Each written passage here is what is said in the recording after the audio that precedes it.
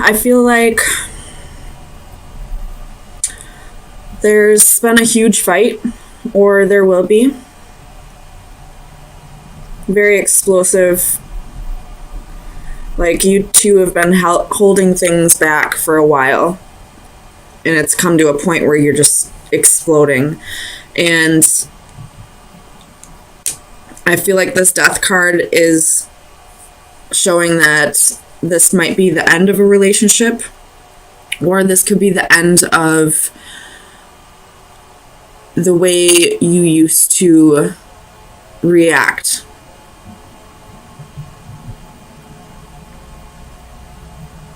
Like, you're taking a look back at the situation and realizing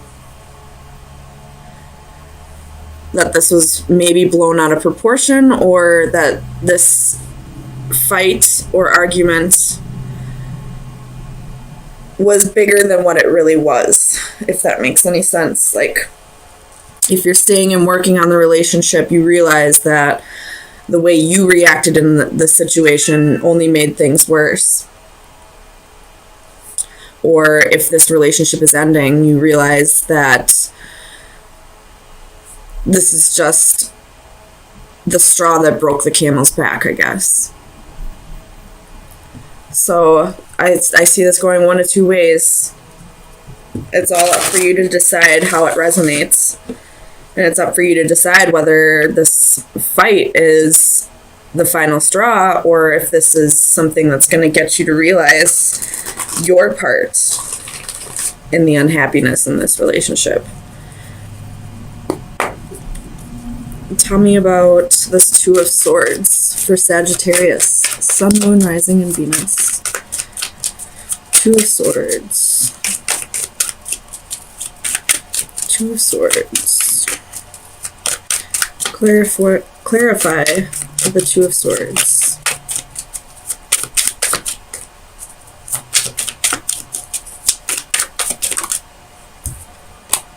You have the Magician. So whichever you choose, whether to stay in the relationship and work on things, like genuinely work on them from your point of view, or if you decide that this relationship is over, you're ready for a new start. You're ready to manifest a new start. You're ready to manifest bigger and better, either with this person or without. Tell me about this Knight of Cups for Sagittarius, Sun, Moon, Rising, and Venus. You have the King of Swords reversed. So your partner, I feel like, is this Knight of Cups and King of Swords reversed. He or she wants to offer the love to you, but they're not communicating to you right now. They could be pissed off about the argument. They could be feeling like you don't want them to offer you this love. Maybe they feel like you just want your space right now. But they do have love for you. They're just not communicating that. Tell me about the Seven of Pentacles for Sagittarius. You got three of them. So you have the Five of Wands, the Four of Cups, and the Ace of Swords reversed. So you're really contemplating this right now. This fight has made you come to a turning point, and you're really unsure of what to do. You have the Four of Cups, and this is, contemplating the offer, not turning it down, but not taking it up. You're just thinking about it for now. And then you have the Ace of Swords reversed. This is really confused energy, not sure what to do, not seeing what the correct answer is at this time. And the Seven of Pentacles is, waiting for your harvest, waiting, the Four of Cups and the Seven of Pentacles are both cards of waiting, of, not acting on anything. Tell me about the Strength card for Sagittarius, Sun, Moon, Rising, and Venus. Strength. Justice reversed. So you realize that the way you reacted in the situation was unfair, and now you're trying to tame the beast, so to speak.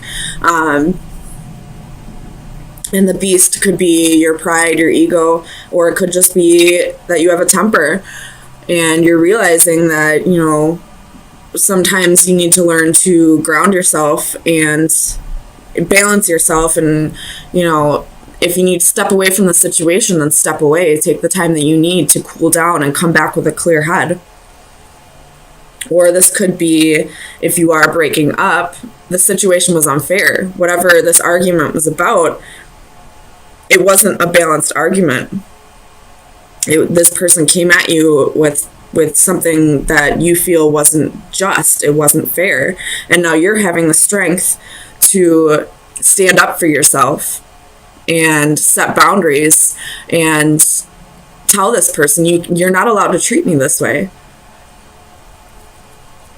And if that means we have to break up, then that means we have to break up. I have to do what's right for me.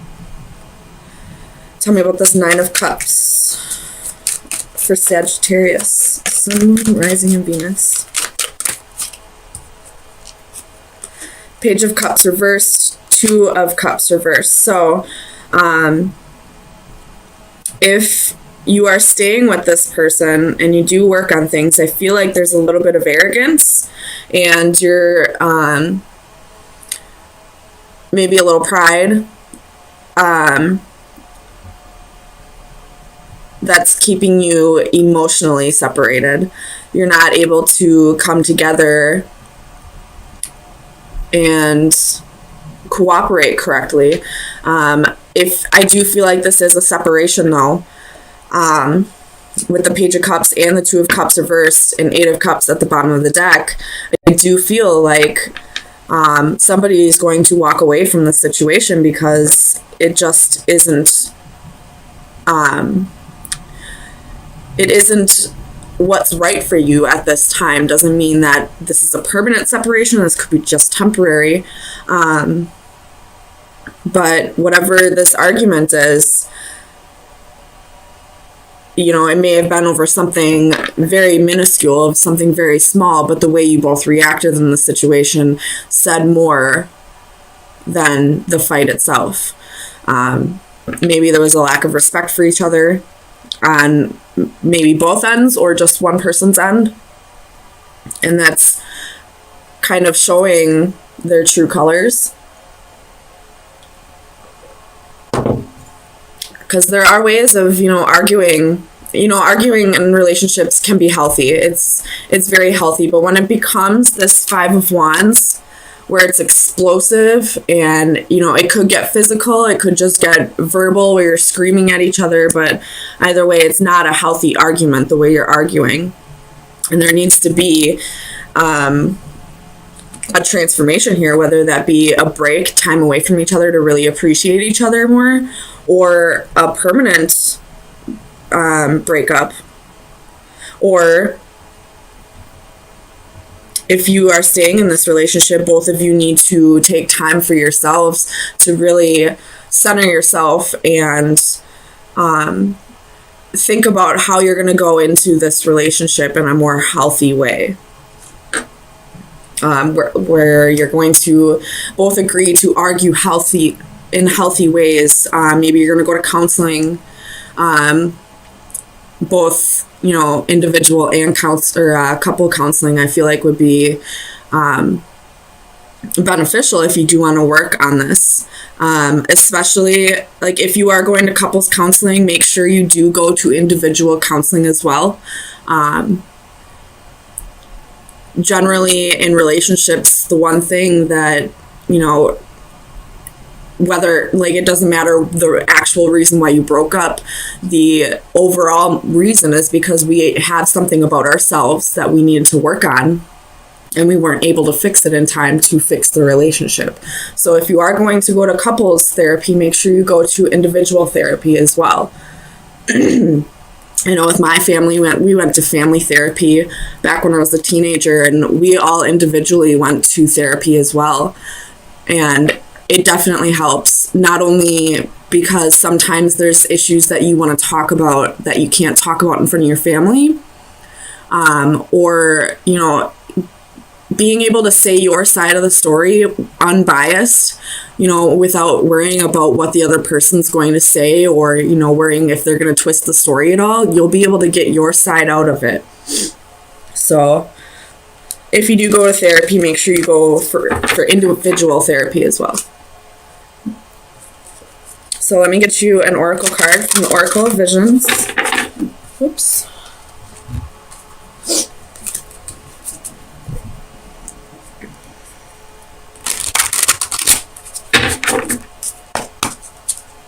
All right, Sagittarius, Sun, Moon, Rising, and Venus.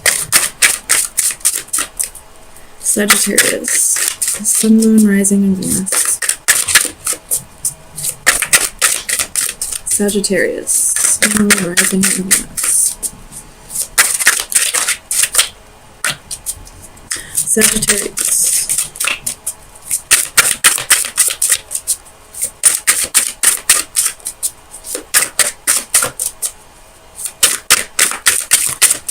Come on, give me one. There we go. Flew right out the top of the deck.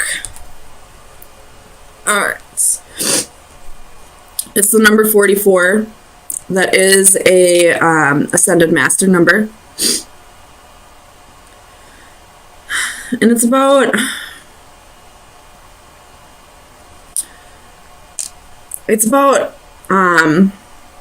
assimilation. If you see in the picture, it's a human, but she's wearing, swan feathers. She's, moving with the swans, becoming one with them. So it's about, adapting and stuff like that. But let me read out of the book for you.